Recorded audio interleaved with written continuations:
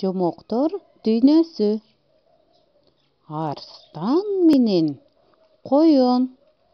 Калың токойдун четиндеги карагандуу токойлуу жерде бир коён жашап, коркоктугунан казып алган ининен чыкчу эмес.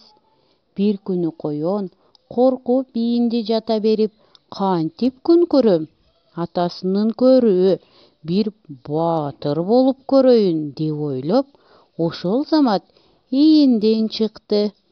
Эки жагын каранып, тиштерин арсайтып, жүндөрүн үрпөйтүп, так маңдайда турган арстанды көрө койду да бир орунда катып калды. Арстан коёндун жанына келип: «Бакыраң көзүм, колго түштүң эми сени жейм» деп тиштерин качыратып, эки чайнап бир жутчудай болду. Коён байкуш эсин жыйып, кантип кутулуштун амалын издеди. Акыры арстанга: «Кадырлуу арстан, жесең жегин, бирок айта турган бир сырым бар» дейт. «Анда тезирээк айтып кал. Сен өтө күчтүүсүң, ага толук ишенем. Бирок тетиги кудукта сенден да чоң, сенден да күчтүү арстан бар. Ал бая күнү эле чээнде буланып жатканын уккан болчумун. Оболу ошого бир беттешип көр, сенин күчүңдү да көрүп калайын.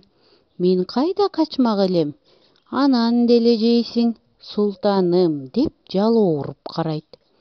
Өзүнүн күчтүү жанды уккан арстан ачууланып: «Кана, менден күчтүү арстанды көрсөтчү. Ал кайсы жерде?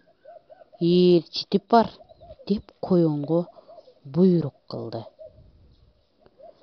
Коён арстанды терең кудукка ээрчитип барып: «Ушул кудукта өзүң карап көрсөң» деди. Арстан кудукка терең эңкейип карап, өзүнүн көлөкөсүн суудан көрдү да: «Мен ушул саксайган немеден кантип эле кем калайын? Кана, кармашып көрөлү» деп ачуусу менен сууга секирип түшөт.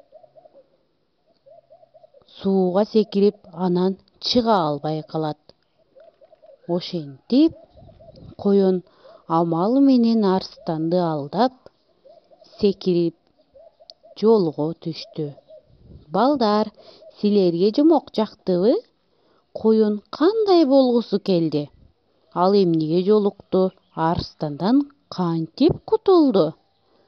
Ушул суроолор силерге тапшырма. Жомогум жаккан болсо, кубанычтамын. Саламатта калгыла.